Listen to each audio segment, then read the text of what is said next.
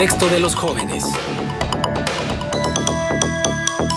Nosotros está Jorge Saucedo. Jorge, ¿cómo estás? Bienvenido, buenos días. Buenos días, Marcela, licenciado, y un saludo al auditorio que nos escucha esta mañana. El caso Odebrecht, el caso del Baster Gordillo, Javier Duarte, Alejandro Gutiérrez, la Casa Blanca, Ayotzinapa, Tlatlaya y cientos de casos que tienen algo en común: la crisis que vive la Procuración de Justicia en nuestro país.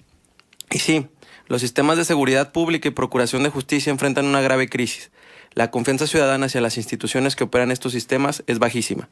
La corrupción, la ausencia de imparcialidad, las violaciones de derechos humanos y las enormes deficiencias en la gestión al interior de las procuradurías son claramente los factores que alimentan a la desconfianza.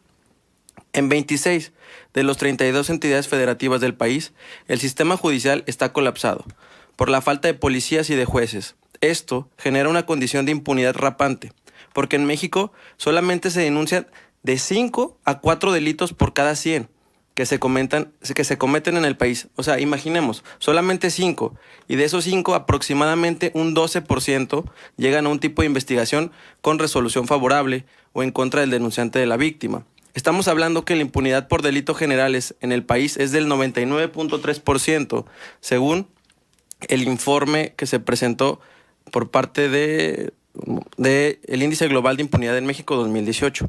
¿Qué quiere decir esto? Que la impunidad en el país es generalizada. Todavía vemos colapsado el sistema de justicia. No hay suficientes jueces para atender las demandas de cada 100,000 habitantes en el país. En México creció el 3.59% en cuestión de magistrados y jueces por cada 100,000 habitantes, cuando el promedio internacional debería de ser 16, por poner un ejemplo. En cambio, vemos también que la cuestión de las corporaciones policíacas no es suficiente en el país. Los estados que tienen los más altos niveles de impunidad son los siguientes. En primer lugar, el Estado de México, le sigue Tamaulipas, después Baja California, Coahuila, Quintana Roo, Guerrero, Aguascalientes. En México, en promedio, para ser atendido en un ministerio público y poder denunciar un delito, se deben de esperar por lo menos 2 horas con 15 minutos, y solo el 1.14% de esos crímenes denunciados serán resueltos, según datos de la organización Impunidad Cero. ¿Qué pasa? ¿Qué es lo que está sucediendo, licenciado Marcela? Que se está volviendo una tendencia generalizada a no resolver, a no solucionar, a que los delitos se conocen, se denuncian y que no pasa nada. Y entonces el mexicano ha adoptado esta manera de mejor no denunciarlo, mejor no hacerlo público, porque no hay una confianza en las autoridades. Se tiene incluso una duda de que al denunciar pueda pasar un suceso mayor, ¿no? Pongamos un ejemplo tan sencillo como, y sencillo lo digo porque puede ser uno de los delitos menores, ¿no? O sea, donde no va a haber tal vez un herido, donde no va a haber un problema, si no estoy minimizándolo. Tú vas caminando, te asaltan, te quitan tu celular, tu cartera, y pues nada, deseas ir a denunciar, levantas un reporte policíaco y vas al Ministerio Público, y de ahí no pasa. Es muy rara las ocasiones que la autoridad, que la fiscalía realmente arma una buena carpeta de investigación. Y creo que esto es lo más importante. Es inconcebible que una fiscalía la PGR en este caso, que todavía no es fiscalía, no haya podido armar una carpeta de investigación de tal magnitud como la del Baster Gordillo, que no haya podido presentar los elementos para seguir llevando a juicio a Javier Duarte por el delito de crimen organizado, ¿no? O sea, entonces, aquí hablamos de... O lo de Alejandro Gutiérrez, ¿no? Alejandro Gutiérrez, exactamente. O sea, aquí estamos hablando de que la crisis no solamente es en la Procuración de Justicia, sino que también dentro de la Procuración de Justicia hay una crisis económica, ¿no? A veces los mismos MPs dicen que no tienen para las copias, que no tienen para hacer la investigación. Que vayan a darse una vuelta a los tribunales. Claro, ¿Sí? o sea, creo que...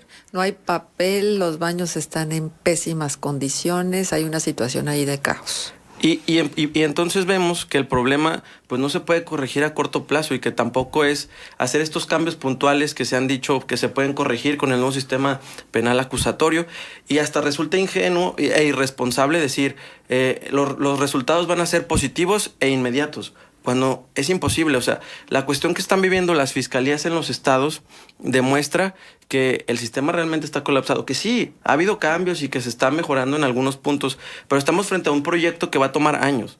Y va a tomar años porque es inconcebible que ahorita estemos en finales del 2018, no tengamos fiscal general de la República, no tengamos fiscal electoral y no tengamos fiscal anticorrupción. Entonces, esto nos habla de que se requiere una reforma integral en la Constitución.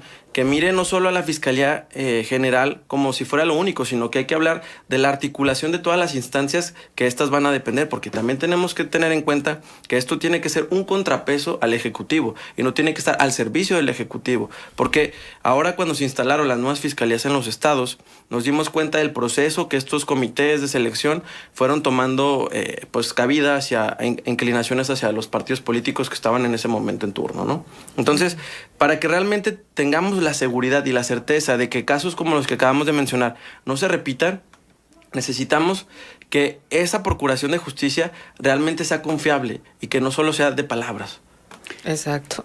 Bueno, eso sería lo fundamental, Jorge, porque además con tantas pifias, con tantas situaciones que se han venido dando, pero porque además mediáticamente son importantes, pues la verdad lo único que nos queda es pensar que en este país la justicia no se arma bien, no se tienen todas las consideraciones que se deben de tener para que no le encuentren esa llave a ese candado.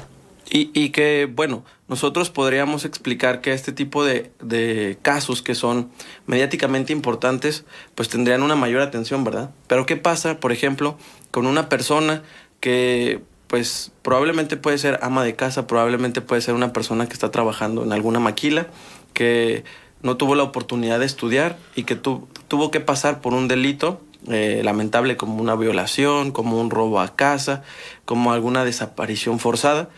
Y estas personas tienen que ser ellas quienes busquen la procuración de justicia, ¿no? Acabamos de ver el caso de este Roberto, que se manifestaron el día de ayer, que es su mamá la que durante estos 2 años ha buscado armar la carpeta de investigación y ha estado al pendiente porque la Fiscalía del Estado no ha podido brindar los elementos en 2 años.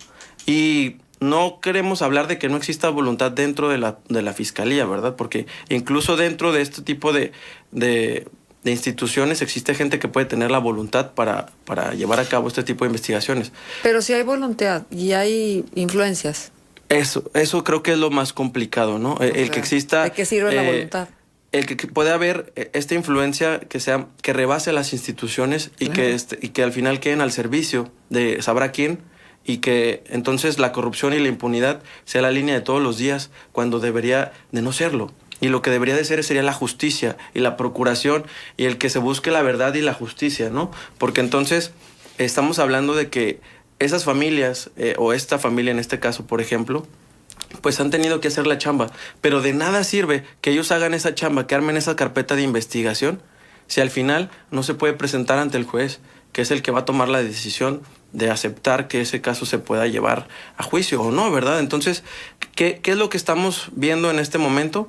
Pues que ahora que viene el gobierno de Andrés Manuel sobre la Fiscalía Autónoma y la designación, pues es uno de los puntos más importantes, o sea, porque la procuración de justicia en nuestro país, bien lo dicen estos informes, se encuentra colapsada, se encuentra dañada por la impunidad, pero que va a ser un reto. Y no solo un reto para el fiscal general, sino un reto también para las fiscalías de los estados. Exacto. Porque no solo hay que hablar de números, porque a veces ese es nuestro problema, ¿no? Hablamos de números como si no fueran personas. Hablamos de la víctima y de expedientes. Sin conocer. Exacto. El expediente 1848 diagonal 2018, ¿no? O sea, ese expediente tiene un nombre, tiene una situación, claro, tiene una realidad. Y a veces somos tan lejanos y tan fríos con esas personas que llamamos víctimas, y que tienen también un nombre, ¿no? Y que la experiencia que tuve de estar en el Centro PRO el año pasado, creo que eso te permite ponerle un rostro, ponerle una cara, ponerle un sentimiento. Y ese sentimiento que vale tanto el que tú puedas ayudar a que una familia se pueda reencontrar, dada la situación de injusticia que tuvieron que pasar, porque a veces son personas que realmente están luchando por los derechos humanos o que están luchando por lo que ellos consideran que es lo justo y lo correcto, y que las instituciones se prestan justo a esto, a las influencias, al querer ir tapando. Y creo que esto es una esperanza, ¿no? O sea, que exista este tipo de lugares que puedan brindar la atención cuando las instituciones se ven rebasadas. Entonces, pues bueno, creo que aquí el tema que dejamos sobre la mesa es la tarea enorme que tienen las fiscalías de los estados, pero también la tarea que va a representar para el gobierno de Andrés Manuel, la nueva fiscalía, y que estas designaciones no sean como se ha mencionado en las columnas en las semanas pasadas, que no sean por dedazo, que no sean por imposición, sino que realmente sean personas que sean autónomas al Ejecutivo y a los poderes para que puedan hacer su trabajo. Bien, Jorge, pues muy oportuno tu tema. Vamos a ver qué cambia con la administración entrante, ya que, bueno, la saliente no hizo la parte que le correspondía en materia de justicia como en otros rubros. Vamos a ver qué se logra hacer. Y claro, la expectativa es mucha porque estamos hablando de un gobierno de cambio. Sí, y sobre todo comentarle al auditorio, o sea, si ustedes son víctimas de algún delito, por menor que parezca, hay que denunciar. Yo sé que existe el temor siempre de denunciar, de no va a pasar nada, pero también creo que es importante señalar que esto está pasando, ¿no? Porque a veces también las autoridades tienden a minimizar que eso no sucede en la ciudad, que no sucede en el estado.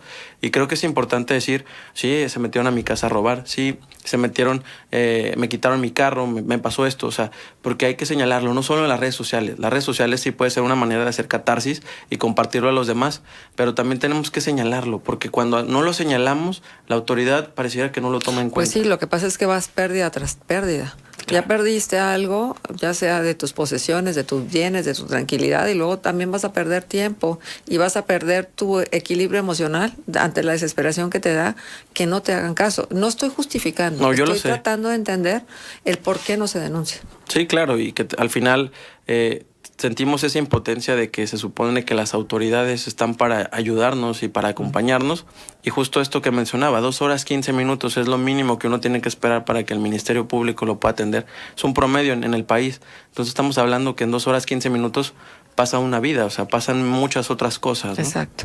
Jorge, pues muy interesante, muchas gracias por estar con nosotros y por ofrecernos tu punto de vista.